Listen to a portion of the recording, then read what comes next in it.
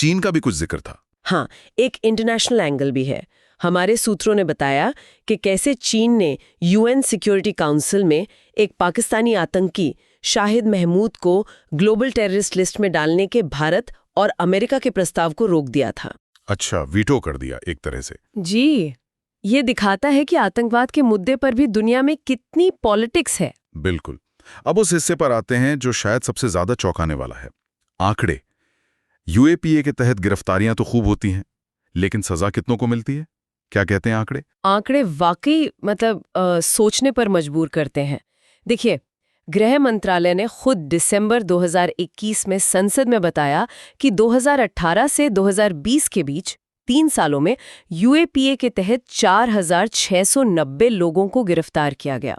4,690? ये तो बहुत बड़ा नंबर है 3 साल के लिए। हाँ, लेकिन अब सुनिए कि इनमें से सजा कितनों को हुई? सिर्फ 149 लोगों को। क्या 4,500 से ज्यादा गिरफ्तारियों में सिर्फ 149 दोषी पाए गए? ये तो करीब 3% ही हुआ। जी, लगभग 3%। ये बहुत बहुत कम कन्विक्शन रेट है। और क्या दूसरे स्रोत भी यही कहानी बताते हैं? हाँ, कमोबेश यही। एनसीआरबी का डेटा है जिसे खुद गृह मंत्रालय ने कोट किया था। उसके मुताबिक 2016 से 2019 के बीच कन्विक्शन रेट सिर्फ 2.2% था। एक और स्रोत दृष्टि आईएएस ने इसे थोड़ा ज्यादा 18% बताया है, लेकिन वो ये भी कहते हैं कि 89% केस तो पेंडिंग ही हैं। ओहो, मतलब सजा बहुत कम लोगों को हो रही है और ज्यादातर मामले सालों साल लटके रहते हैं। वो एनसीआरबी की 2022 की रिपोर्ट में भी तो था कि आधे मामलों में चार्जशीट ही 1 साल बाद फाइल हुई और कुछ में तो 2 साल से भी ज्यादा लग गए। जी, तो ये कम दोष सिद्धि दर और मामलों का इतना लंबा खिंचना, ये मिलकर एक बहुत बड़ा सवाल खड़ा करते हैं।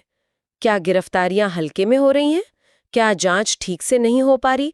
कानून कितना प्रभावी है? इस पर सवाल उठते हैं।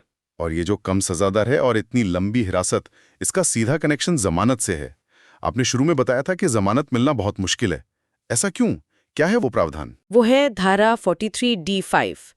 ये सेक्शन कहता है कि अगर कोर्ट को पुलिस की रिपोर्ट या केस डायरी देख के लगता है कि आरोपी के खिलाफ जो आरोप है वो पहली नजर में यानी प्राइमा फेसी सही लगते हैं। प्राइमा फेसी मतलब ऊपरी तौर पे देखने पर? हाँ, ऊपरी तौर पे अगर कोर्ट को ऐसा लगता है तो फिर कोर्ट को जमानत देने से इनकार करना ही होगा। Shall not be released on bail, कानून ये कहता है। अच्छा, मतलब कोर्ट के पास ऑप्शन ही नहीं है, अगर प्राइमा फेसी केस बनता दिखा तो बेल नहीं मिलेगी। मोटे तौर पर यही मतलब है।